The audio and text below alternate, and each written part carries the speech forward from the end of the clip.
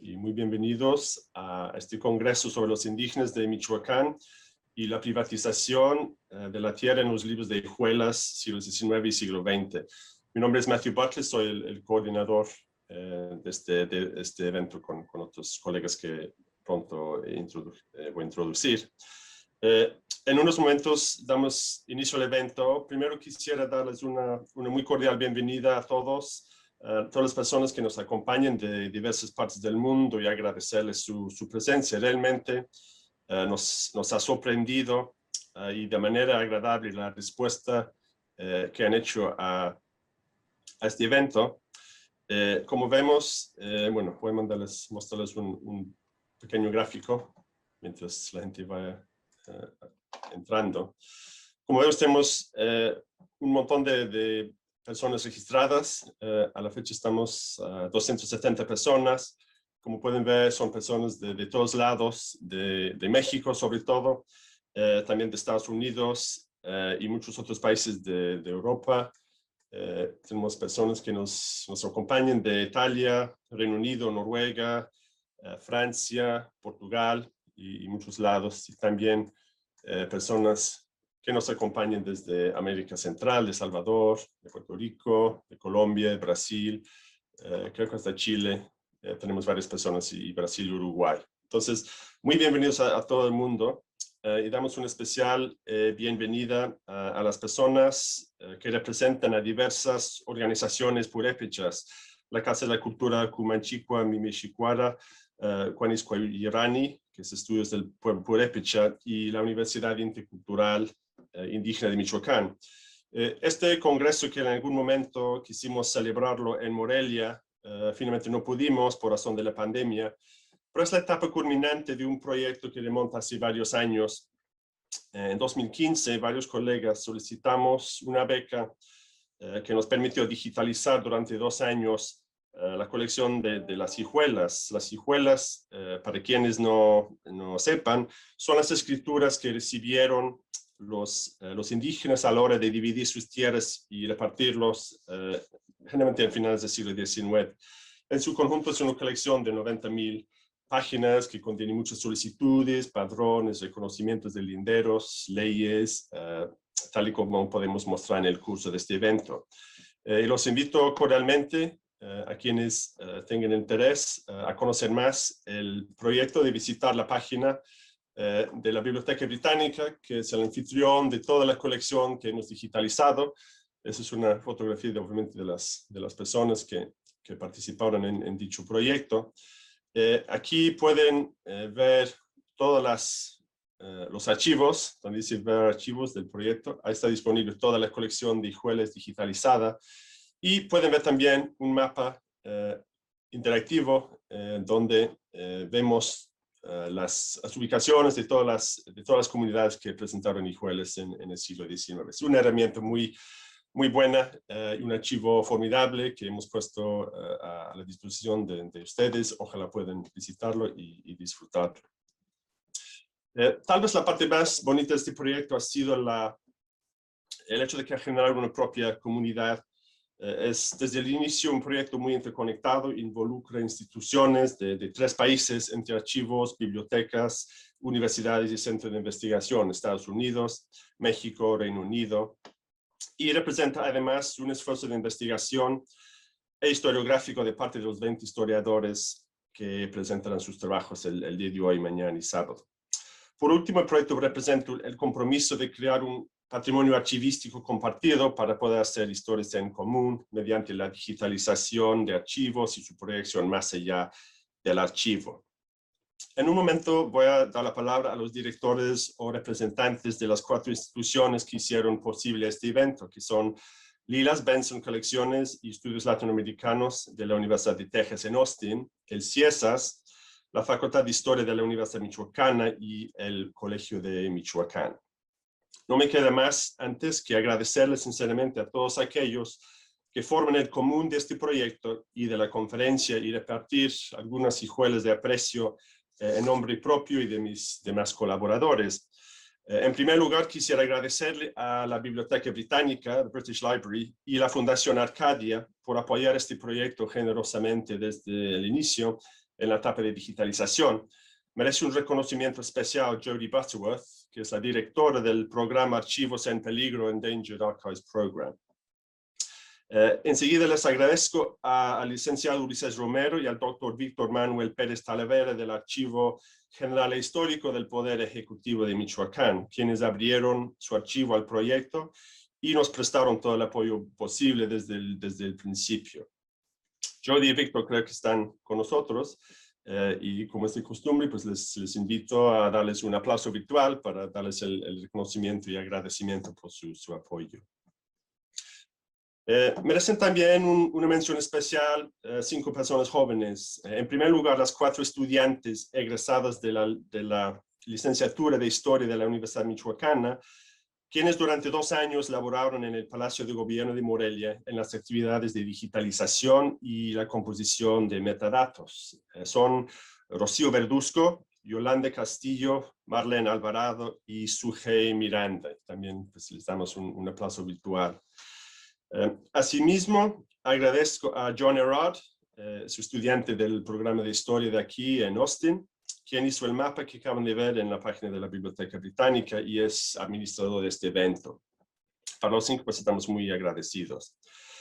En cuanto a las instituciones académicas, debo empezar agradeciendo a muchas personas de Lilas Benson Colecciones y Estudios Latinoamericanos por su ayuda y sus conocimientos. Han sido 3 directores, Charlie Hale, Ginny Gerard y Javier Aullero, quienes han respaldado de manera firme este proyecto, haciéndolo posible. Teresa Polk y David Bliss merecen un agradecimiento muy caluroso también por capacitar el equipo de digitalización y ocuparse de todas las cuestiones técnicas y de archivística desde el principio al fin del proyecto. También hay que agradecerles a Megan Scarborough y a Susana Sharp por los apoyos que nos han brindado.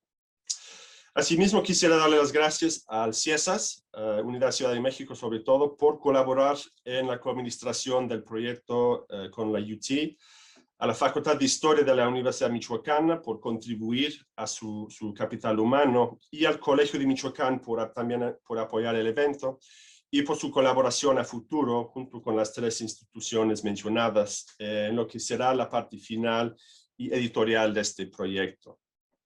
Hay que mencionar también a Emilio Curi de la Universidad de Chicago y a Martín Sánchez Rodríguez del Colegio de Michoacán, quienes apoyaron moral e intelectualmente a este proyecto desde sus inicios. Agradecemos el apoyo de ambos colegas. Por último, les doy las gracias a 2 grupos de personas. Primero, a los amigos ponentes que están aquí, que expondrán en las próximas horas y días, y que asumieron todos la tarea de trabajar un corpus muy grande de documentos. Para nadie ha sido fácil, sobre todo en los días de la pandemia. También porque el valor estético e histórico de las hijuelas va muy en paralelo con los retos metodológicos y de interpretación que presentan.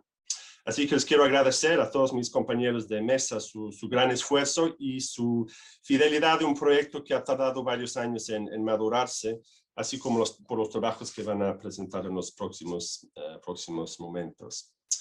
Last but not least, les agradezco muy sinceramente a mis 3 coordinadores del proyecto, que son Antonio Escobar Olmstede, Cecilia Bautista y Brian Stoffa, por su solidaridad, sus conocimientos y su inversión infinita de tiempo y trabajo y apoyo. Si este proyecto no se llevara entre 4, si no midiéramos el terreno caminando a los 4 vientos, no creo que hubiéramos llegado hasta hoy. Para mí es un proyecto que se funda en metas profesionales, pero vive y se nutre de la amistad y el afecto. Bueno, ahora quisiera ceder la palabra a los representantes de las 4 instituciones universitarias y de investigación que patrocinan el evento. Primero invito a Javier Aullero, el director de Lilas, a dar la bienvenida institucional y ofrecer algunas palabras. Bienvenido, Javier. Gracias, Matthew. Hola a todas, a todos. Bueno, mi nombre es Javier Aullero, soy el director interino de Lilas Benson. Quiero darles la bienvenida a los exponentes y a los oyentes a este foro virtual. Quizá ustedes sepan, muchos de ustedes seguramente lo saben, el proyecto Hijuelas nació del compromiso que Lilas Benson tiene con entablar relaciones con instituciones similares en toda América Latina. Yo espero realmente que tengan, a pesar de todo lo que está sucediendo en el mundo, que tengan un buen encuentro, un fructífero encuentro. Los saludo muy afectuosamente desde Austin y espero en algún momento conocerlos a todos cara a cara. Gracias, Matthew. Gracias, Javier.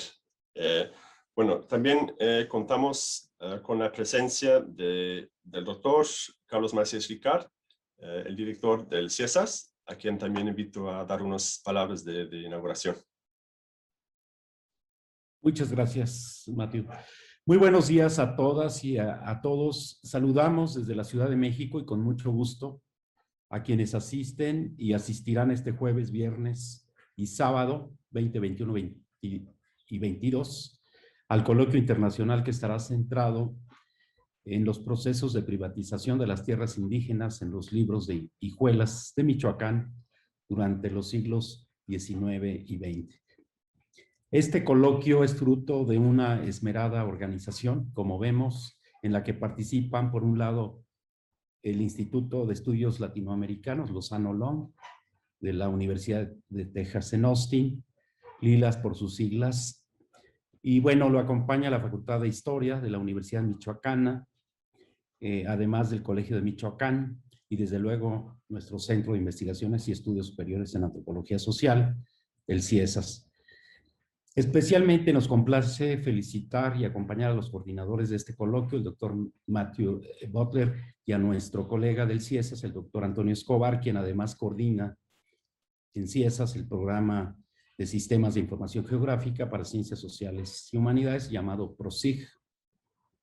Saludo también con afecto a mis colegas Javier Aullero, quien me precedió, la doctora Tere Cortés Zavala, por ahí estaba llegando, y el doctor José Antonio Serrano Ortega, del Colegio de Michoacán.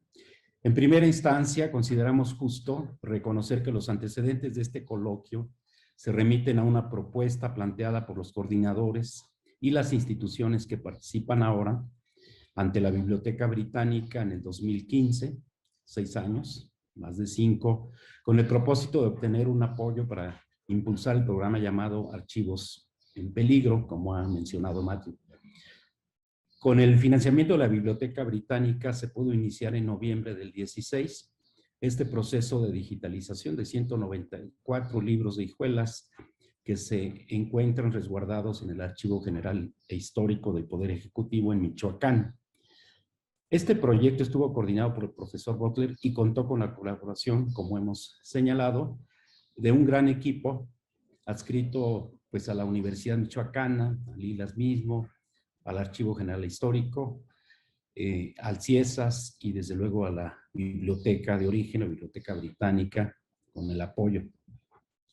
Como resultado de este trabajo, no solo se ofreció la oportunidad a quienes se interesaban y se interesan en los temas agrarios de la segunda mitad del 19, sino también se ha propiciado la presentación de un conjunto de materiales de difusión donde se ha empezado a ofrecer una muestra de la diversa riqueza documental que alberga. Los organizadores nos informan que el día de hoy se abre la siguiente fase del proyecto. De alguna forma, un proyecto que nació hace 5 años con un evento que reunió y podemos decir que continúa congregando a estudiosos de temas indígenas, temas de tierra, que proceden de Inglaterra, de Francia, Estados Unidos, de México y desde luego de Michoacán.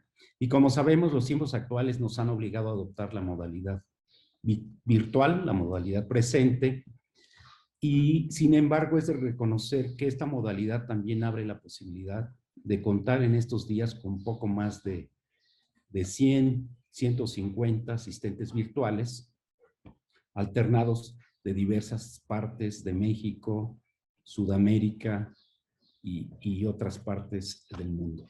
Como puede apreciarse en los trabajos realizados por los coordinadores y por los asistentes que vemos en pantalla, este tipo de eventos son de notable importancia porque le proveen los matices debidos al análisis de la transición, aquella transición conocida de la propiedad comunal de la tierra hacia regímenes de carácter privado, diversificados.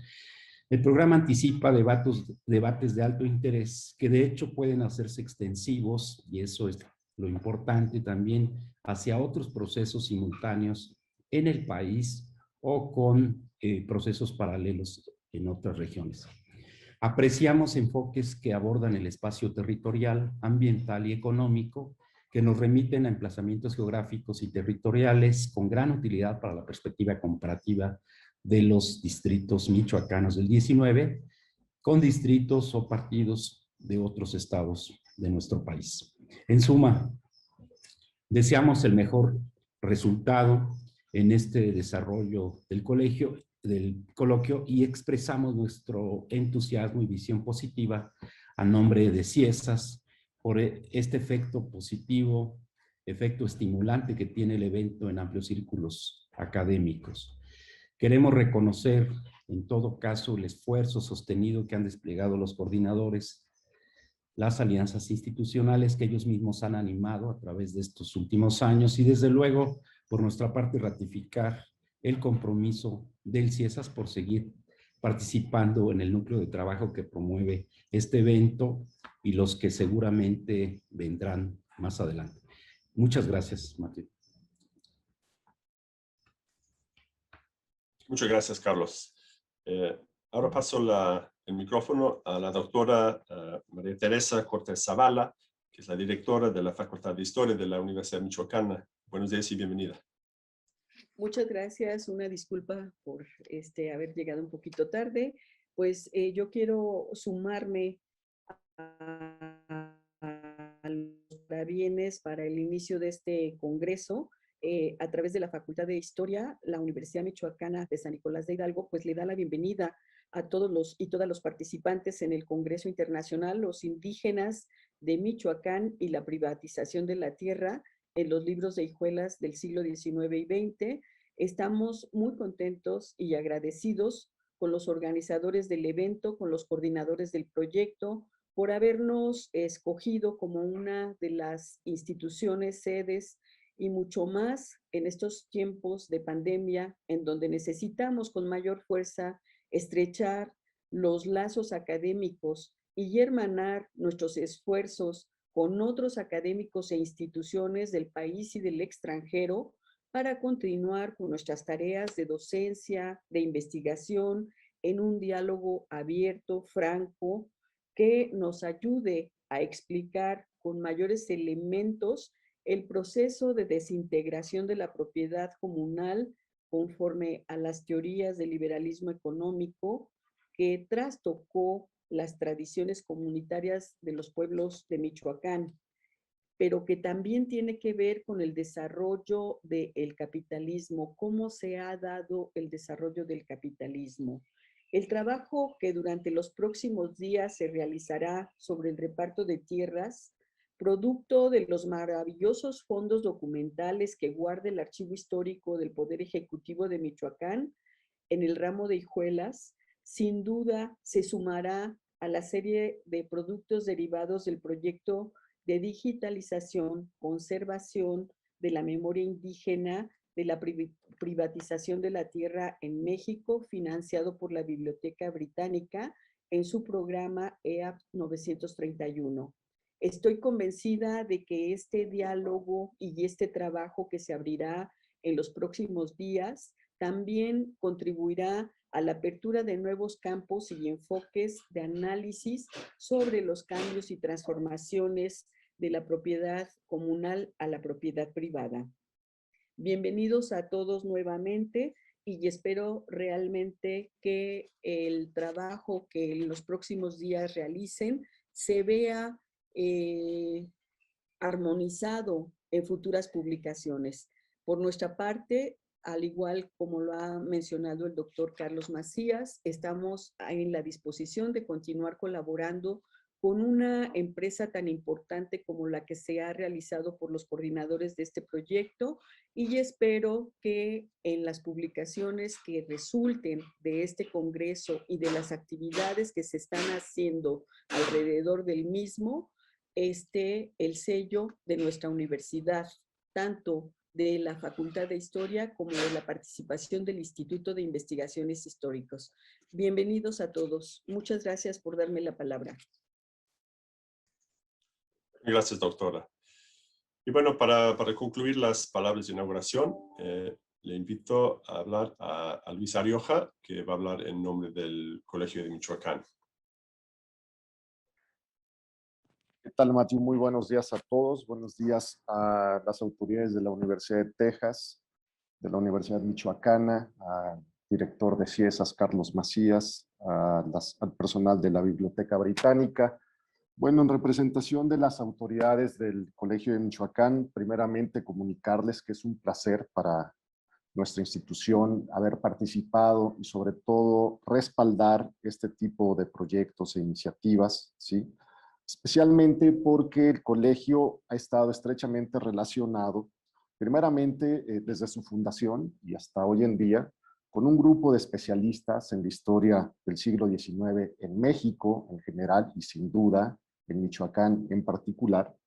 De igual manera, porque desde la fundación de la institución y hasta hoy en día, este tipo de proyectos ha sido de gran relevancia. Desde el colegio siempre ha existido la preocupación por reconocer el impacto que tuvieron los proyectos liberales en el mundo indígena y sobre todo el impacto que tuvieron en esa estructura agraria de numerosas localidades cuyas bases jurídicas, como sabemos, se distinguieron por tener una serie de vínculos que las hacían perpetuas, intransferibles e indisolubles, ¿sí?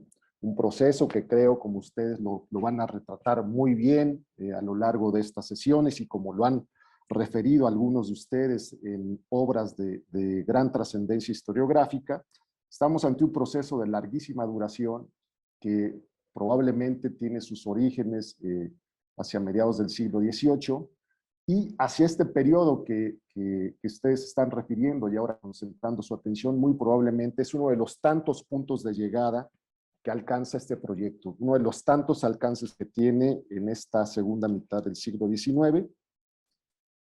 Quiero comunicarles que estamos realmente muy contentos, aplaudimos esta iniciativa de que los proyectos académicos como el que ustedes están encabezando no solamente se centren o tengan como un eje el debate académico, sino también pongan a disposición del mundo académico y de los usuarios e interesados en la historia una riqueza documental de difícil acceso, hoy en día digitalizada, albergada en uno de los portales de las bibliotecas de mayor trascendencia en el mundo, pero sobre todo a partir de la colaboración institucional de centros de investigación, facultades e instancias de educación superior en México.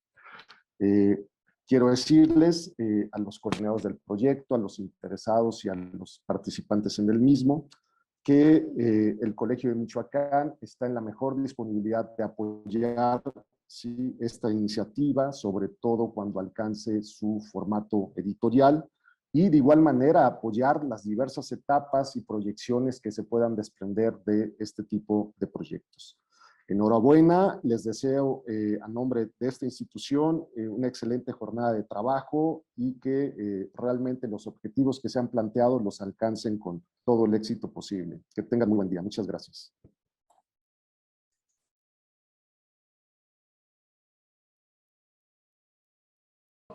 Y vamos a iniciar, digamos, con el primer bloque de presentaciones. Como se comentó, corresponderá a la doctora Helga Beiteman, que es antropóloga a la Universidad de Londres, y su más reciente publicación se titula Asuntos de Justicia, Reforma Agraria y Poder Judicial en la Revolución, donde explora los orígenes de las diferentes reformas agrarias revolucionarias desde el siglo XIX hasta 1920. Anteriormente coordinó con Victoria Chenot y Anne Barley un libro titulado Los Códigos del Género, Prácticas del Derecho en México Contemporáneo. En el trabajo que presenta hoy, combina su interés por estudiar las cuestiones agrarias con el análisis de las estructuras de poder de género. Entonces, le daremos la palabra a la doctora Beiteman cuya ponencia se titula El patrimonio de familia en las leyes y los procesos desamortizadores de los pueblos del distrito de Morelia, 1870-1915, un estudio de género. Adelante, doctora. Gracias. ¿Se ve el PowerPoint? Sí, ok. Bueno, muchas gracias a Matthew, Antonio, Cecilia y Brian por haberme invitado a participar en este proyecto colectivo. Aprecio mucho el alto nivel de organización a lo largo de ya varios años y el haber recibido las hijuelas digitalizadas incluso mucho antes de que el trabajo de archivo presencial fuese difícil. Gracias también a Beatriz Montes Rojas y Karen Verdejo Ramírez por su invaluable asistencia, sin la cual no hubiera sido posible armar muchos de los cuadros que voy a presentar. Una de las preguntas de esta conferencia es quiénes fueron los beneficiarios de la privatización de las tierras de indígenas en el siglo XIX y principios del XX. Al revisar las hijuelas del distrito de Morelia, queda claro que entre los actores sociales involucrados hay un alto porcentaje de mujeres, casadas, solteras y viudas, menores y mayores de edad, huérfanas y hermanas, mujeres con y sin hijos, comuneras, parcioneras, adjudicatarias, compradoras y vendedoras de terrenos y solares. Más que hacer visible a las mujeres como actores sociales, el propósito de este trabajo es tratar de comprender los cambios que los largos procesos privatizadores generaron en cuanto a las relaciones de género y cómo éstas nos pueden ayudar a comprender otro objetivo del Congreso, que es ir delineando los campos de fuerza políticos que se crearon dentro de las propias comunidades durante los repartos.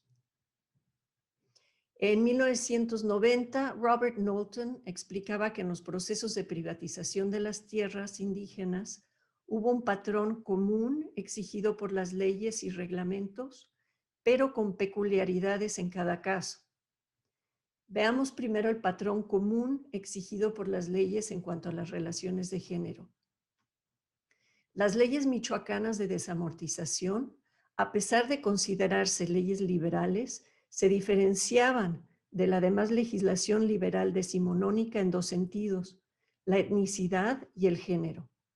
En cuanto a la etnicidad, en el México independiente se intentó acabar con el registro, trato y clasificación de los ciudadanos de acuerdo con su casta. Y sin embargo, las leyes michoacanas revivieron un pluralismo legal en el que los derechohabientes del reparto eran los descendientes de las primitivas familias, o sea, la categoría etnorracial de indígena. Estas leyes les concedían a las mujeres indígenas más derechos de lo que tenían las mujeres bajo las leyes liberales civiles, como la Ley de Matrimonio Civil de 1859 o los subsecuentes códigos civiles. Y esto se puede ver claramente en tres áreas: los derechos de propiedad, de ciudadanía y de capacidad jurídica. Divido la ponencia en estos tres tipos de derecho. En lo que se refiere a los derechos de propiedad, a pesar de que los beneficiarios del reparto y adjudicación de los bienes de los pueblos eran los individuos, en realidad las parcelas y los solares eran considerados patrimonio familiar y los derechohabientes eran los jefes o cabezas de familia nucleares, ya sea en el momento del reparto o en la generación subsecuente. Por ejemplo, el reglamento de la ley de 1827 contiene guías de cómo se debía enumerar a las familias beneficiarias de los repartos y así conceder derecho a parcela o solar. En este primer cuadro vemos una familia nuclear clásica compuesta por un hombre, jefe de familia, una mujer y dos hijos menores de edad. Esto era congruente con la distribución del poder en los espacios familiares de la legislación liberal del México independiente, en que la familia nuclear tenía un jefe de familia y este era por defecto el hombre. Esta familia nuclear también era congruente con las prácticas tradicionales en la región purépecha. Como explica Gunther Dietz en términos generales, la pertenencia a una determinada comunidad el estatus social y jurídico de ser comunero se define en base a la membresía y participación del jefe de familia en los asuntos comunales. Solo un jefe de familia tiene derecho al estatus de comunero, prerequisito para acceder a tierras comunales, y con algunas excepciones importantes, este suele ser varón. Hasta aquí vemos cierta coherencia entre los tres sistemas patriarcales, pero la ley de 1827 y su reglamento también permitieron que la mujer indígena casada fuera considerada cabeza de familia, y esto fue algo radical en su momento. Aquí vemos una mujer, María Manuela, clasificada como indígena, casada con alguien que no es descendiente de las primitivas familias, y en unión de su hijo componen una familia nuclear y derechohabiente con ella como cabeza de familia. Esto es una propuesta radical en el sentido que las leyes civiles solo podían ser cabezas de familia las viudas, pero nunca las mujeres casadas. La ley de 1851 también trascendió las limitaciones que las leyes liberales les imponían a las mujeres casadas. Caracterizada por Fernando Pérez Montesinos como un igualitarismo radical, porque buscaba terminar las desigualdades materiales existentes dentro de las comunidades al repartir equitativamente las tierras, la ley era radicalmente igualitaria también en términos de género. Por ejemplo, el artículo 14 explica que tenían derecho al reparto cada uno de los individuos de la comunidad, cualesquiera que sea su edad, sexo y estado. Más tarde, la Ley sobre Reparto de Bienes de 1902 y su reglamento fueron menos radicales en cuanto a la igualdad de género y se enfocaban más en los jefes de familia, quienes en el imaginario de los legisladores seguían siendo todos hombres. Por ejemplo, en este modelo de padrón aparecen 6 nombres masculinos y ninguno femenino. Y sin embargo, la ley y el reglamento no anularon la equidad de género radical de la ley de 1851 y seguía siendo posible que la categoría descendiente de las primitivas familias incluyera a las mujeres como cabeza de familia cuando el cónyuge no era indígena. O sea, en resumen, al privilegiar la etnicidad sobre los cánones de género existentes, las leyes michoacanas redistribuyeron el poder dentro de la institución familiar y, como veremos más adelante, posiblemente al interior de los pueblos también. Ahora veamos algunas de las particularidades que menciona Robert Knowlton. Este cuadro muestra la composición por sexo de algunos de los padrones y listas del distrito de Morelia. Aquí vemos que los pueblos tenían muy variados porcentajes de mujeres con derechos a terrenos y o solares. Varias autoras han encontrado que alrededor del 20 al 30% de las mujeres en los padrones eran clasificadas como viudas y que esto no siempre coincidía con las estadísticas disponibles sobre fallecimientos. Por lo tanto, asumimos que esta categoría incluía otro tipo de contexto relacional, como ser madre soltera o ser la mujer de la casa chica, por ejemplo. Y por eso podían ser consideradas cabezas de familia sin infringir en los privilegios patriarcales, ya sea de la legislación civil o de las prácticas consuetudinarias. Entonces, viendo este cuadro, una hipótesis es que en pueblos en donde el 22 al 32% de las mujeres recibieron parcelas, estas eran probablemente viudas y una variedad de mujeres solteras con hijos. ¿Cómo entonces entender la casi exclusión total de mujeres en algunos pueblos y la casi inclusión igualitaria en otros?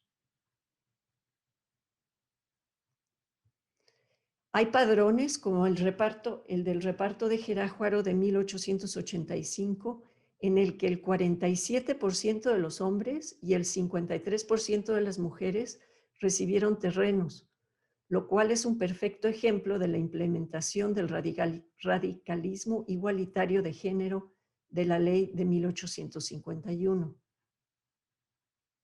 Lo mismo sucede en Jesús del Monte en 1862, en donde 40% de las mujeres eran derechohabientes a un solar. ¿Qué nos dicen estas cifras?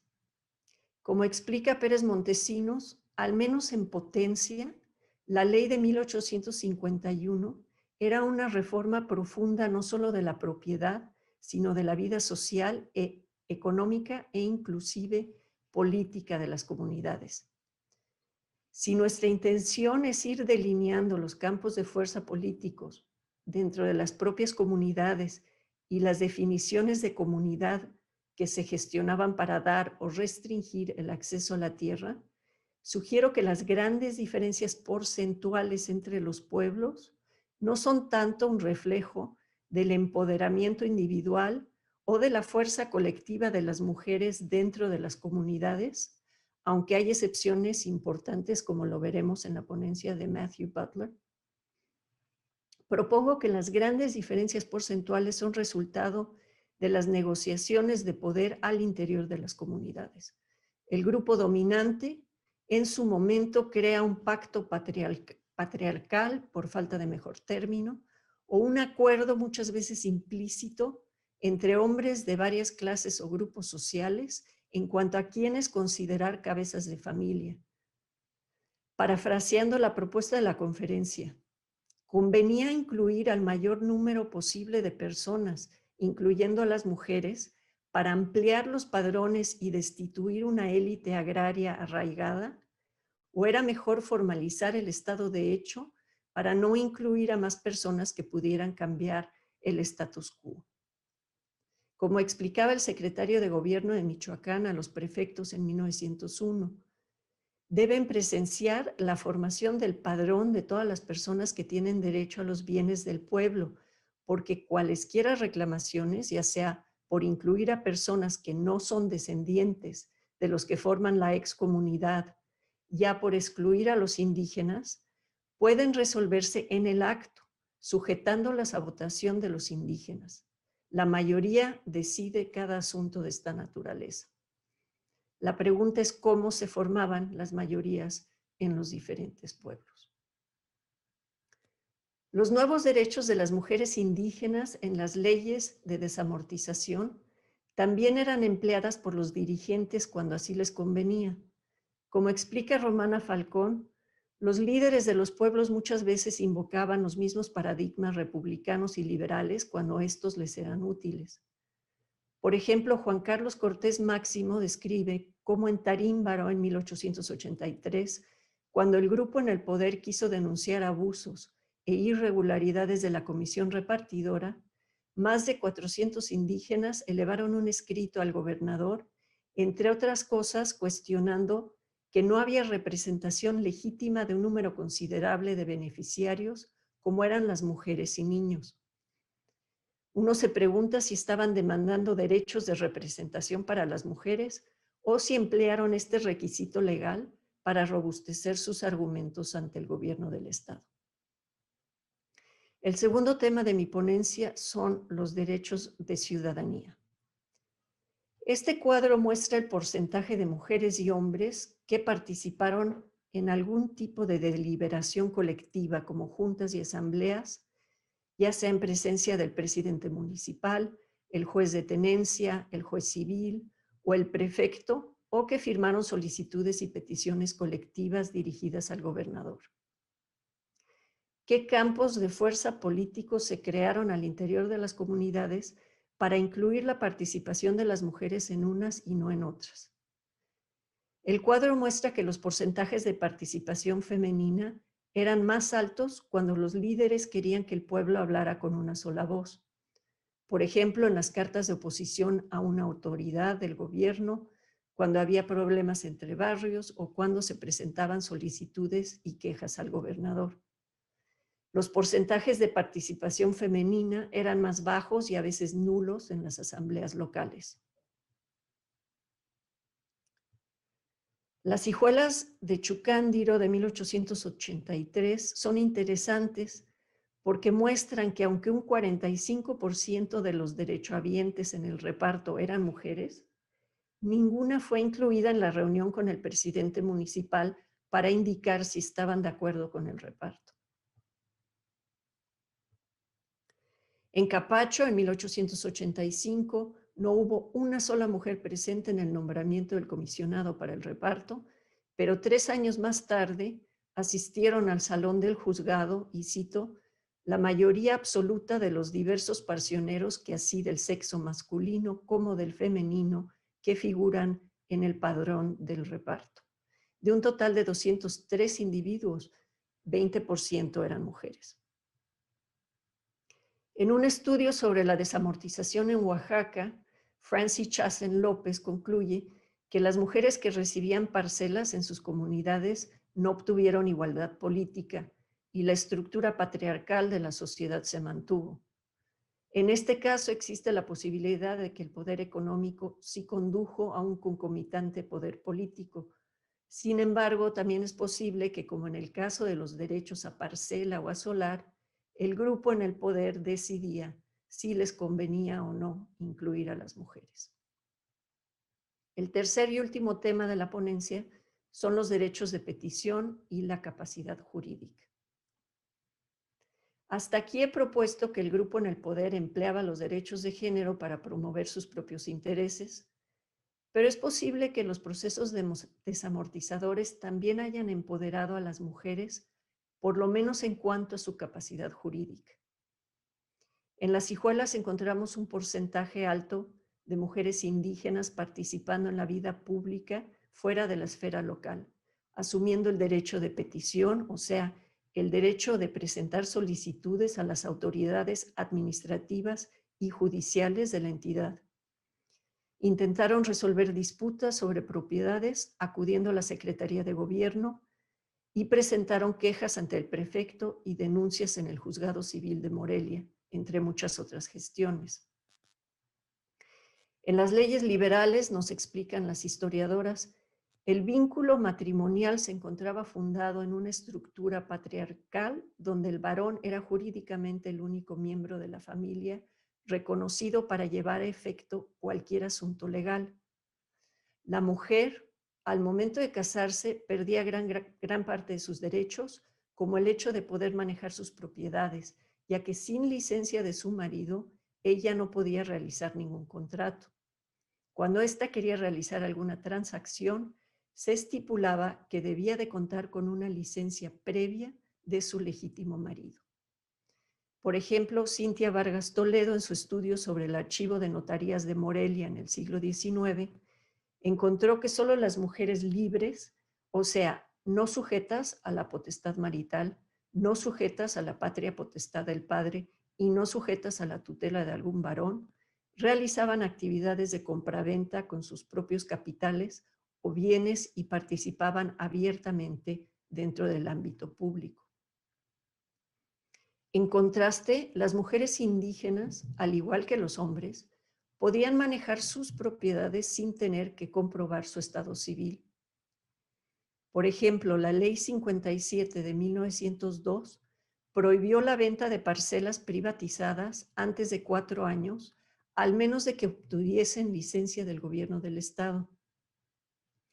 Las parcioneras podían obtener licencia del gobierno para vender sus propiedades si cumplían 3 requisitos: la identidad etnorracial, la tenencia y el buen comportamiento. Hay muchos ejemplos de esto en las hijuelas del archivo de Morelia. Por ejemplo, en 1908 encontramos a la señora Antonia Cortés, vecina e indígena de Capula, o sea, la identidad etnorracial, quien está en quieta y pacífica posesión de 2 fracciones de terreno de labor y un solar, o sea, la tenencia, y no se tiene conocimiento que la referida señora Cortés haya enajenado con anterioridad otros bienes pertenecientes a los indígenas, o sea, el buen comportamiento. A pesar de que en las gestiones los funcionarios la llamaban señora, nadie preguntó si tenía licencia del marido para vender.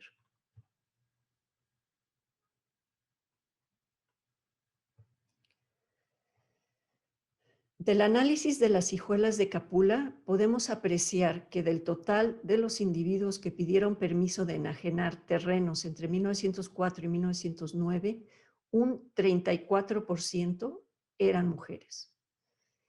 ¿Qué nos dice este tipo de datos? Por ejemplo, si queremos entender el fenómeno del acaparamiento de parcelas, sería importante averiguar qué tanto ocurrió con base en la compra de parcelas de mujeres empobrecidas. En los registros de repartos vemos que las mujeres muchas veces recibieron menos y peores tierras que los hombres, y un porcentaje alto de mujeres vendieron sus parcelas por necesidad. Pero en otros casos la diferencia entre el valor de las parcelas repartidas a los hombres y a las mujeres no es significativa. En las adjudicaciones del Fondo Legal de Jesús del Monte, por ejemplo, vemos que hubo un reparto relativamente equitativo en cuanto al género, con las mujeres recibiendo alrededor de un 5% menos tierras que los hombres. Otro tema importante es el impacto que el amplio uso al derecho de petición por parte de las mujeres tuvo en las autoridades locales. Como explica Edgar Mendoza en su trabajo sobre los pueblos del municipio de Teotihuacán, muchos individuos que poseían sus parcelas de cultivo acudieron muy pronto ante la jefatura política para obtener un título legal de propiedad sobre las tierras que antes usufructuaban. Esto sin duda porque les daba mayor seguridad, no solo para protegerlas ante la ambición de familiares y vecinos, sino también para hacerlas a un lado de la vigilancia de las autoridades locales. En Michoacán, un porcentaje alto de mujeres intentó resolver sus disputas intrafamiliares e intracomunales sobre la propiedad ante el jefe de tenencia, prefecto o gobernador o ante el juzgado civil de Morelia, dejando a un lado a las autoridades comunales y quizá debilitando las estructuras de poder local. Por ejemplo, tenemos a Candelaria Chico, indígena de San Jerónimo Purenchecuaro, quien en 1906 elevó una queja al prefecto sobre su yerno Julián Vaca, quien había vendido a un tercero un terreno que ella poseía como parcionera de la excomunidad. El oficial mayor del Estado ordenó al prefecto de Morelia que dicte las providencias que estime convenientes para que no se prive a la señora Chico de la posesión del terreno de que se trata, amonestando al expresado Julián Vaca para que si se considera con algún derecho al predio indicado, lo haga valer en forma legal ante la autoridad competente. En algunos casos, el gobierno del Estado amonestó directamente a los representantes de los pueblos. En San Andrés Cirándaro, Severina Mercado era dueña de un terreno, pero dio a guardar el testamento a su hija Teresa, quien lo hizo perdedizo y ahora pretende tener derecho en el mencionado terreno, al hacer que el representante de la excomunidad de San Andrés inscribiera a su favor el terreno en el libro de hijuelas. En este caso, Severiana Mercado logró hacerle frente al representante de la comunidad con el apoyo del gobernador y del prefecto. Termino con unos comentarios finales sobre la interseccionalidad, el marco conceptual para analizar cómo las identidades sociales y políticas de una persona se combinan para crear diferentes modos de discriminación y privilegio. Como explica Mara Viveros Vigoya, el ejemplo clásico de la interseccionalidad es el sistema de esclavitud en los Estados Unidos. Los hombres esclavos no disponían de casi ninguna de las características que se atribuían generalmente a los hombres para definir su dominación. No eran propietarios, no proveían a las necesidades de su familia y no controlaban la relación conyugal. En el sistema esclavista, el ejercicio del dominio masculino por parte de los hombres negros era limitado porque eran sometidos a la autoridad absoluta de sus propietarios. Asimismo, la posición de las mujeres esclavas en los Estados Unidos contrasta con las representaciones clásicas de la subordinación femenina. La mujer esclava no trabajaba menos que los hombres ni se le exigía menos fuerza y resistencia. Al trabajar como un hombre esclavo, la mujer esclava construía un grado de autonomía que la opresión de género no les autorizaba a las demás mujeres, porque mientras que las mujeres blancas estaban sujetas a la patria potestad del padre o la potestad marital, las esclavas eran de propiedad de un hombre, al igual que su esposo y sus hijos. Los procesos desamortizadores en Michoacán también nos proporcionan un excelente ejemplo de la interseccionalidad. Las leyes michoacanas de desamortización temporalmente invalidaron el principio de igualdad civil de todos los ciudadanos al privilegiar la identidad étnica sobre los valores patriarcales de las leyes liberales decimonónicas. Pero Michoacán en el siglo XIX no fue un sistema esclavista, por lo que podemos observar cómo en diferentes localidades los actores sociales utilizaban la combinación etnicidad-género como mejor les convenía y según las particularidades de cada pueblo. Durante un periodo definido, las leyes de desamortización les dieron a las mujeres indígenas por lo menos 3 derechos que no tenían las mujeres blancas o mestizas. Primero, podían ser cabezas de familia y principales derechohabientes de parcela y solares, aún estando casadas. Segundo, podían en algunas ocasiones participar en las juntas para la elección de las comisiones o para aceptar o rechazar los padrones en un momento histórico en que las mujeres no podían votar ni a nivel municipal. Y tercero, tenían la personalidad jurídica para acudir a las oficinas de gobierno y a los tribunales sin el permiso del cónyuge, padre o tutor.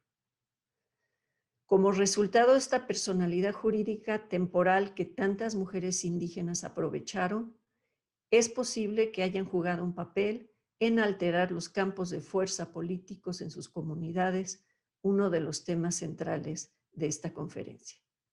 Muchas gracias. La tercera ponencia, que es de Matthew Butler. Matthew Butler es profesor asociado de Historia en la Universidad de Texas, en Austin, donde, por cierto, también es asesor exigente. Sus temas de investigación incluyen la historia agraria y la historia del catolicismo en México. Es autor de Devoción y Disidencia, Religión Popular, Identidad Política y Rebelión Cristera en Michoacán, 1927-1929, y coordinador de varias obras colectivas, entre ellos con Antonio Escobar, México y sus transiciones, reconsideraciones sobre la historia agraria mexicana, siglos XIX y XX, y más recientemente con Yves Sodís y Camille Follard, Cruce de Fronteras, la influencia de los Estados Unidos y América Latina en los proyectos de Nación Católicos en México, siglo XX. De próxima aparición, aunque lleva mucho tiempo diciéndolo, un libro sobre la famosa, la historia del famoso patriarca Pérez y más ampliamente las relaciones entre los proyectos liberales en México y los catolicismos disidentes y populares. Hoy nos presenta Comuneros contra Indígenas, la privatización de las tierras indígenas en Churumuco, distrito de Ario, Michoacán, 1868-1902. Adelante, Matthew. Muchas gracias, Brian, y buenos días a todos. ¿Sí ven la pantalla que puse? Okay. Sí, sí se ve. Bueno, voy a hablar un poco del distrito de Ario de Rosales y sobre todo del pueblo de... si puedo avanzarla.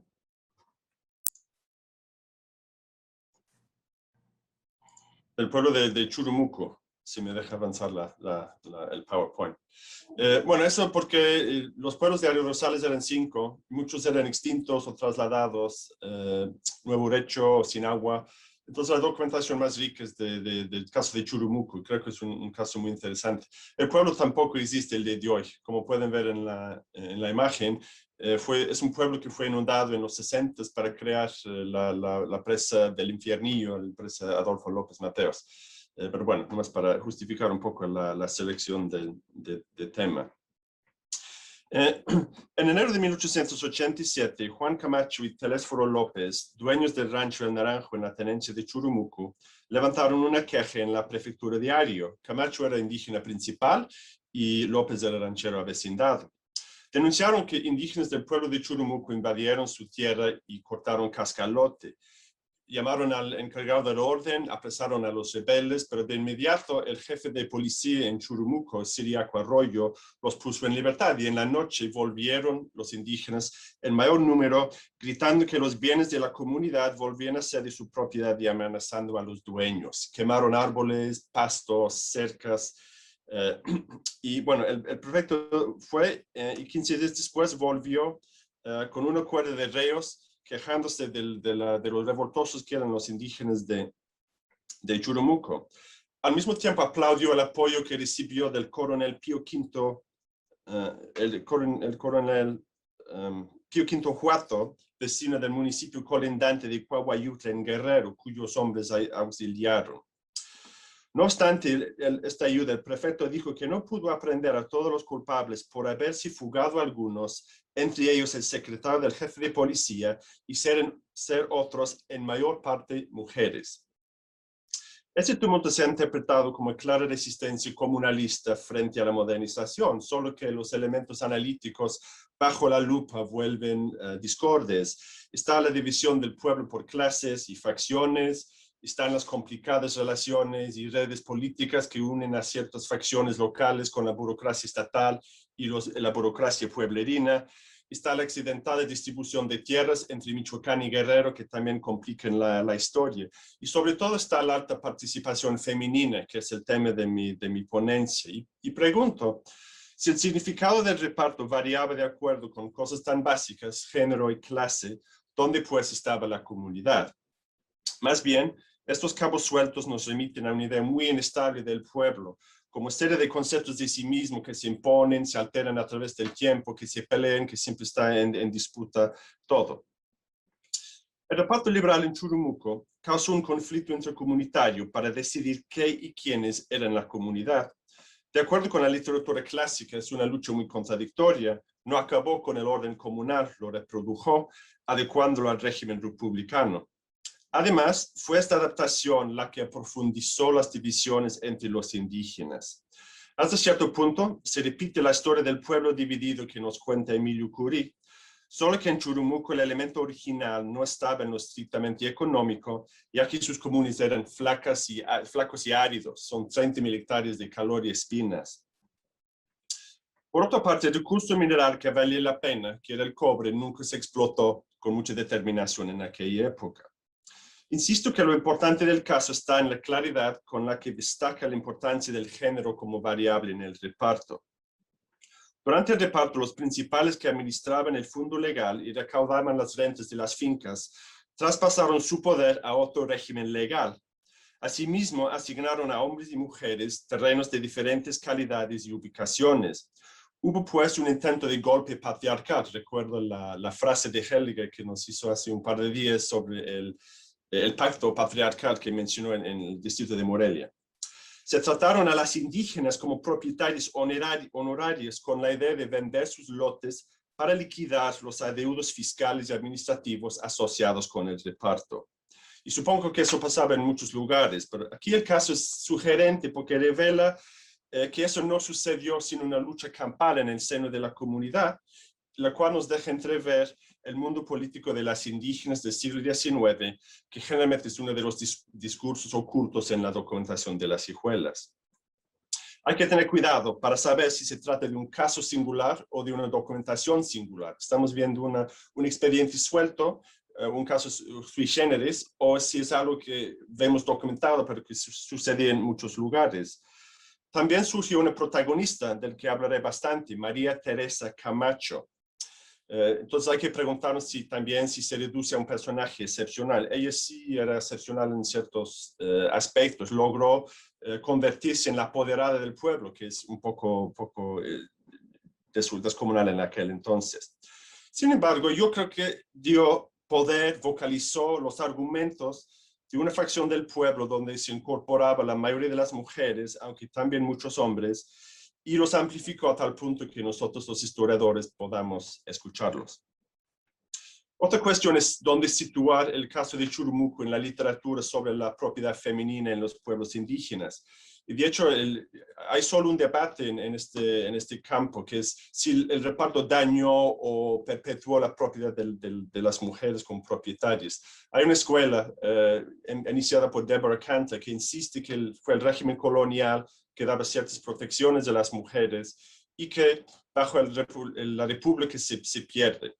Otros no están tan seguras. Francis Chasen López, Miriam Melton Villanueva encuentran rasgos de que las mujeres seguían comprando, heredando propiedades hasta bien entrado el siglo XIX. En Churumuc es muy difícil entrar en este debate porque el reparto nunca se hizo en términos de hectáreas y propiedades formales. Se repartieron acciones. Entonces, medirlo como un proyecto notarial o en términos agrarios es muy difícil. Lo que sí se puede decir, sin embargo, es que las mujeres crecieron políticamente durante el reparto, lo cual quiere decir, supongo, que hubo un intento de despojo y también una respuesta. En Churumuc el reparto llevó una pronta comunalista, la cual perjudicó a las mujeres, especialmente porque reprodujo un sistema donde quienes dominaban el sistema comunal eran los indígenas varones. Dejamos de lado también el mito del conservadurismo político de las indígenas. Más bien, es Teresa Camacho y su grupo quienes pelean para que el reparto tenga un carácter liberal en términos de una subdivisión real de la propiedad, en términos de dar escrituras reales a bienes reales, de acuerdo con la ley de 1851. Es decir, las churumuquenses no eran auxiliares femeninos de una acción comunitaria, sino actores propias. La contienda de facciones era a fondo de indígenas frente a indígenas comunalistas. Esa es la tensión básica que vemos. No se trata de un feminismo precoz, sino de una denuncia de la complicidad de las familias principales con la comisión repartidora y con los rancheros avecindados. En términos metodológicos, pretendo cruzar dos tipos de documentos. Primero, la documentación epistolar, que es la más rica en las hijuelas, tal vez. Segundo, los padrones que permiten nombrar a los indígenas y luego agruparlos por rangos, por géneros, por parentesco, por edades. Y eso es muy importante, también por zona en la comunidad. La idea básica es identificar a los indígenas, luego asociarlos con los diversos grupos políticos del pueblo y ver dónde se encontraban espacialmente en el pueblo. Descriptivamente pretendo mostrar que gracias al reparto, las tierras en el lado michoacano del río de las Balsas, y esa es la línea que realmente importa, ha habido mapas muy complicados en estos días, yo me inclino por la simplicidad, y esa es la línea que cuenta el río Balsas.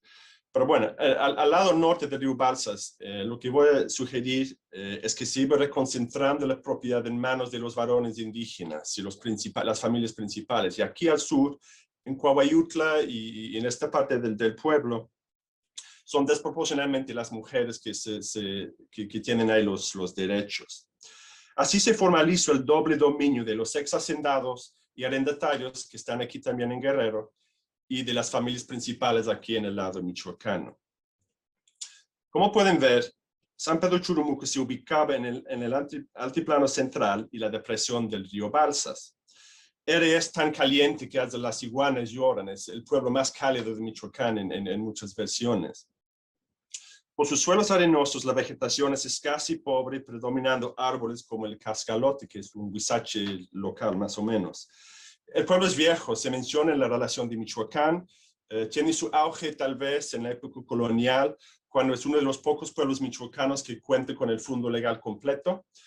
Sus cofradías eran de las más ricas del arzobispado de Michoacán también. Y lo que es más, llega la República restaurada con una gran cantidad de terrenos, debido tal vez a varios accidentes naturales. Lo que estaba diciendo ahorita José Alfredo del despoblamiento, el calor, lo difícil del terreno, es uno de ellos. Otro es el río Balsas al sur, que hace un baluarte acuático para el pueblo. Otro también es el volcán del Jorullo, que erupta al norte del pueblo entre Churumuco y la Huacana en el siglo XVIII y tapiza toda una buena parte de esta zona con rocas, con cenizas, hace un mal país muy grande. Les remito al artículo muy bueno de Gerardo Sánchez sobre el Jorullo. También huyen muchos esclavos y peones de la hacienda de Jorullo al pueblo de Churumuco. Entonces le quita un rival muy importante por el control de la tierra al pueblo. Para entender el reparto es imprescindible también repasar las leyes que escribieron los diversos actores para ver qué opciones les daban. Importan dos, siendo una local, la ley de 1851, que se ha platicado mucho, y la otra federal, la famosa ley Lerdo. Con el beneficio del tiempo, no es difícil entender por qué muchos excomuneros prefieren la ley de 1851, no 1856. Solo que la elección no era muy obvia en el tiempo. En sentido de que básicamente es por la promulgación de leyes posteriores más dañinas que se dieron cuenta muchos indígenas que aquella había sido la buena, que es donde se habían optado. En fin, hay un gama de leyes de dónde escoger, hay un repertorio de leyes que están a la mano y eso explica en parte por qué se dan conflictos tan reñidos en los pueblos para apoderarse de las herramientas legales y implementarlas. La ley de 1851, como pueden ver, definió como propiedades de las comunidades sus fincas rústicas y urbanas, así como su fondo legal. Mandó repartir todo entre todos, precisando que tienen derecho a propiedades cada uno de los individuos, cualquiera que sea su edad, sexo y estado. A ver si no pueden ver eso. Bueno, edad, su sexo y estado. Y sin excluir tampoco los que descienden de solo padre o madre indígena, ni los indígenas originarios de otros pueblos, siempre y cuando tengan una residencia de 5 años. Ahí les da su green card en el pueblo. No obstante, la ley introdujo un criterio religioso, que es el del bautizo, que es importante, como vamos a ver. Como se ve, indígena quiere decir originario o hijo adoptivo y católico. Ahora bien, también como sabemos, la ley Lerdo repartió los fondos legales entre los indígenas y adjudicó a sus arrendatarios las fincas que tienen los pueblos, que en el caso de Churumuco son muy significativos. Al parecer, en un primer momento, el gobierno de Michoacán tembló ante la ley Lerdo. El 20 de octubre de 1856 solicitó al gobierno federal su no implementación en las comunidades. Desafortunadamente, el gobierno en México niega esta solicitud y así lo leemos en la importante circular 90 que publicó el gobierno de Michoacán el 25 de diciembre de 1868. ¿Por qué el gobierno publicó este circular después de 12 años si no es para forzar el reparto con el zombie de Lerdo? Luego, o unos días antes, el 9 de diciembre, el gobierno publicó el decreto 81, el cual les dio facultades extraordinarias para efectuar la pronta repartición de los terrenos, de los bienes de comunidad de los indígenas a las autoridades, sin sujetarse a las formalidades que establece la ley en la materia, pero cuidando de observar los principios de justicia consignados en ella. Eso es un sinsentido. El gobierno quiere liberar a los indígenas de lo que llama la degradante tutela que los tiene reducidos los que con la comunidad de sus bienes no hacen más que explotarlos, pero al mismo tiempo está facultando a esas mismas personas a implementar el reparto. En Churumuco fueron precisamente esos principales quienes gestionan el reparto. A veces claudican, a veces no, pero la meta fundamental, que es hacerse del pueblo o quedarse con el pueblo en nombre del pueblo, no varía nunca, eso es muy constante. Primero dijeron que no. En febrero de 1869, 27 indígenas firmaron una carta en que avanzaron varias razones para no repartir, que las haciendas tenían invadidas sus tierras, que la población estaba muy dispersa, etcétera, etcétera. Pero es muy difícil no concluir que en realidad lo que se está defendiendo es el control de las familias principales sobre los terrenos. Los firmantes de la carta, 27 hombres, eran todos hijos de los clanes principales, Menera, Orozco, Solorio y Camacho. El líder era Donato Orozco Grande, evidente era mayor porque su hijo Donato Orozco Chico tenía la edad legal para firmar los mismos documentos que él. Firmó también Juan Camacho, que conocimos al inicio de la plática. Con el tiempo se topa con cierta resistencia desde abajo. En 1872 son 65 vecinos de Churumuco e indígenas quienes envían un discurso disidente al gobierno. Es la primera vez que las mujeres empiezan a firmar en nombre propio documentos en el expediente de hijuelas. Y es obvio que se quejan contra la hegemonía comunalista que está en el pueblo. Consentimiento, dicen, las intrigas de algunos que son los únicos que especulan y que por lo mismo a sus intereses particulares no conviene se verifique tal reparto, pues es lo que está sucediendo en el pueblo. De hecho, los están cobrando derechos y rentas, dicen, por los terrenos que ocupan. 6 meses después, en febrero de 1873, una centenar de hombres con 40 mujeres, se ve que sube la participación femenina, vuelven a exigir el reparto, solo que ahora los principales nombran una comisión para decidir el caso. Solo hay que ver los nombres que están inscritos en la comisión, Orozco Grande, Juan Camacho, todos los mismos, para saber de antemano lo que van a concluir y van a decir al gobierno que no es de proceder el reparto. En fin, en la década de los 1870 se da un cisma político en Churumuco entre la facción comunalista y la facción disidente. Además de que el conflicto se generalizara, la diferencia viene a ser que se quiere decidir qué forma va a tener el reparto, no sé si va a dar el reparto o no. Y es una lucha cooptativa, pues, para controlar el proceso. El líder de la facción disidente es el apoderado Ramón Arroyo, un comerciante de unos 60 años, originario de Tangancícuaro. Y si vemos en el archivo de los mormones, nos damos cuenta que es el marido de María Teresa Camacho, este señor. Orozco Grande se queja mucho, escribe cartas al gobierno pidiendo permiso de suprimir este movimiento con la mano dura. Dice que quiere tomar providencias salvadoras para defender el régimen comunal en Churumuco. Y quiere suprimir las falsas ilusiones, dice, que son las ilusiones de la ley de 1851. Fue ahora, en junio de 1877, que Orozco Grande y varios incondicionales le escriben al prefecto diciendo que ellos han intentado muchas veces dividir la comunidad, que es algo absolutamente falso, y que otros han causado las dificultades. Ahora piden permiso al gobierno o piden al gobierno que se les adjudique el terreno de la comunidad referida que está dentro de los límites de Michoacán, hasta llegar al Balsas, límite del estado con el de Guerrero.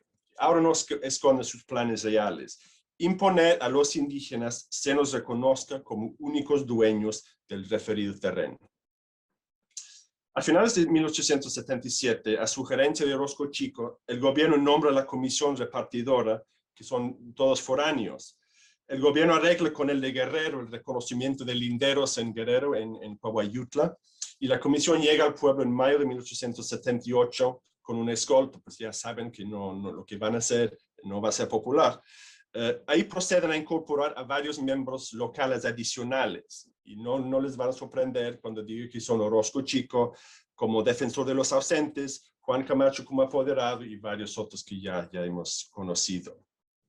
La comisión trabaja todo el verano. Habrá sido un trabajo infernal subir a estos montes en estas temperaturas, pero bueno, muy refrescantes los emolumentos que les dieron. El 13 de septiembre se empadronaron a los indígenas y es en esta junta cuando el pueblo recibe la mala noticia de que sus ingresos no bastan para los honorarios de la comisión repartidora. Más bien, tendrán que pagar en efectivo o vender algunos bienes comunales para pagar la deuda. El total del adeudo es de 4,693 pesos con 43 centavos, que es una veritable fortuna. Y desde luego Orozco Grande y Juan Camacho firman todos los actos en nombre del pueblo. Para liquidar el adeudo, en octubre se acuerda una cuota de 5 pesos con 50 centavos por cabeza. Según Juan Camacho, los indígenas vienen uno por uno a la mesa y declaran que están conformes con el pago.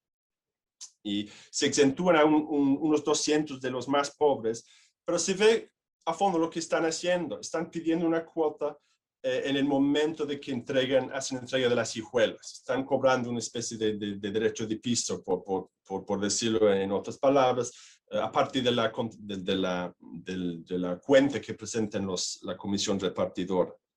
Lo que a mí me parece interesante es que si vemos la lista de los indígenas que sí pudieron dar esta cantidad, que solo son 20, vemos que son muchas mujeres. 7 de las 20 personas que sí tienen la cantidad disponible para comprar su hijuela o para tener el derecho a recibir su hijuela son mujeres. Y ahí también vemos el nombre de María Teresa Camacho de Arroyo, que está casi en la cabeza de la lista. El 22 de diciembre, los indígenas también acuerdan vender a los señores Pío V Huato, que es el que reprimió el motín que vimos al inicio, es un coronel liberal de Coahuayutla, y a Juan Basurto un pedazo de tierra situado en el estado de Guerrero. Este pedazo de tierra resulta ser una gran fracción de la hacienda de la Soledad que tiene la comunidad en Guerrero, con un valor de 3,400 pesos. Ya con eso se procede a finales de año al reparto. A cada empadronado, que son 550 en total, le toca un fondo legal, una fracción del fondo legal, que es una finca urbana con solar valorado en solo 10 pesos. En cuanto a las fincas rústicas, en el lado michoacano se reparten los 18 ranchos que están ahí. Sin embargo, la mayor parte de los bienes rústicos estaban en Guerrero. Había 4 haciendas ahí. La Soledad, que antes era la cofradía, El Melonar, Senguaro y Cuipipacio.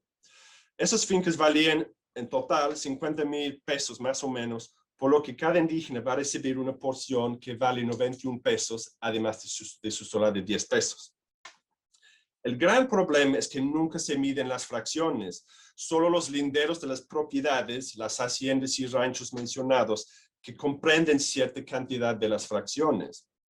Tomamos como ejemplo la hijuela de María Teresa Camacho. Si quieren ver, las dimensiones de su lote no se mencionan, solo se menciona que va a tener una parte del rancho de los borregueros que tiene un valor de 500 pesos y ni dice qué parte ni con quién más va a compartir esta propiedad.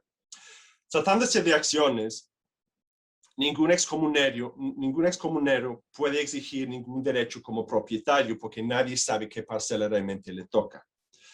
La comisión atribuye esta vaguedad a lo quebrado del terreno. Dice que es imposible medir y repartir equitativamente, pero a fondo se está resolviendo un problema político que es cómo perpetuar el control de las familias principales y el patrón comunalista en el pueblo.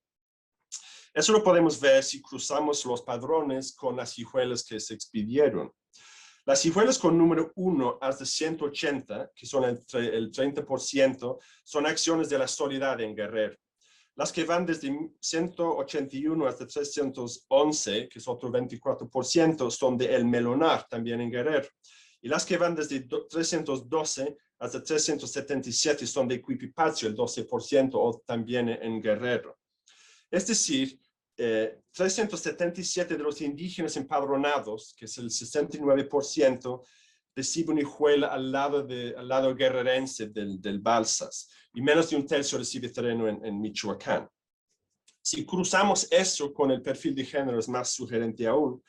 Vemos que los pudientes, los principales, Orozco Grande, Juan Camacho, reciben siempre sus lotes en Michoacán. Los hombres más jóvenes, es más probable que tengan lote en Guerrero. Y volviéndonos a las mujeres, es muy obvio. Las mujeres acusan una representación muy equitativa a la hora de empadronarse. Vemos que no menos de 259 de las hijuelas, que son el 47%, se dan a las mujeres. Y en la gran mayoría de los casos reciben el nombre propio de esta hijuela, no el nombre del marido, ni nadie, ni hermano, ni nada así. Solo que cuando vemos qué hijuelas recibieron y dónde, vemos que no menos de 195 de esas hijuelas de mujeres, que es el 75%, están en el lado de Guerrero y solo la cuarta parte en Michoacán. O sea, las mujeres reciben la parte absoluta de los terrenos en Michoacán. Crece la tensión en el año de 1879. Lo más interesante es que hay una reunión donde viene el prefecto al pueblo y cita a todos los indígenas a presentarse en el pueblo, a decir qué opinan del reparto. Unos 85 indígenas dicen que están inconformes, y lo interesante también es que la mayoría de esas mujeres, de esos indígenas, son mujeres. Cuando vemos los motivos también es interesante porque generalmente se quejan de que no tienen hijuela, no les dieron hijuela, no les dieron una hijuela dimensionada. Algunas se quejan de que quieren volver a vivir en comunidad, tienen el argumento nostálgico, pero son las menos. La mayor parte quieren ser propietarios y no las están dejando. Hay que decir que mi favorita de las quejosas es María Petra Ramos, quien se pone de pie ante el prefecto y con la caballería en el callejón y los principales en la mesa y dice que no está conforme con el reparto porque no me da la gana. Eso es lo que dicen en la reunión. En adelante, las indígenas van a ser los actores principales en el reparto. Aparecen en las peticiones y también las escriben, salen en las listas de reos cuando hay tumultos, y se da el caso de la mujer apoderada, que es María Teresa Camacho. Ella, sabemos que es una mujer de 37 años, nace hija de Juan de Dios Camacho y María Cruz Menero, se viene de las familias originarias del pueblo. Sabemos que tiene un estatus relativamente alto. Cuando se casa, el testigo de su boda es nadie menos que Orozco Grande. O sea, sí está metida en la élite del pueblo, pero la división luego se da. Al inicio, ella adopta la estrategia discursiva de trasladar la oposición política al reparto al terreno seguro de la familia. En 1882 empieza a destacarse en la política, firmando documentos y peticiones, o dejando que se firmen por ella los documentos. Al inicio, alegan que lo hace por razones familiares, porque sus hijos no tuvieron hijuelas. Se enfatiza el papel de la buena madre que defiende los derechos de sus hijos, que resiste a una política del gobierno de manera sistemática, que es la frase que usan en la documentación. También se enfatizan su don de sacrificio. Cuando se tiene que liquidar la deuda fiscal, María Teresa es quien empieza a juntar a los indígenas para que junten la cantidad. Y bueno, es interesante ver cómo lo hace, también como Juan Camacho, el cacique de los principales, recibe el dinero y básicamente usa la carga fiscal, la carga de los honorarios de la comisión para seguir exprimiendo a los indígenas, a seguir cobrando cuotas. Hay un documento muy interesante cuando el recaudador de rentas de la Huacana va al pueblo y explica cómo se puede recaudar fondos solo con la ayuda de intermediarios informales como Juan Camacho y los demás, quienes los llevan por todos lados en el pueblo. Bueno, se siguen dando también las peticiones. Hay una muy interesante que se presenta en 1882, donde el gobierno se da cuenta de la participación femenina alta en el proceso.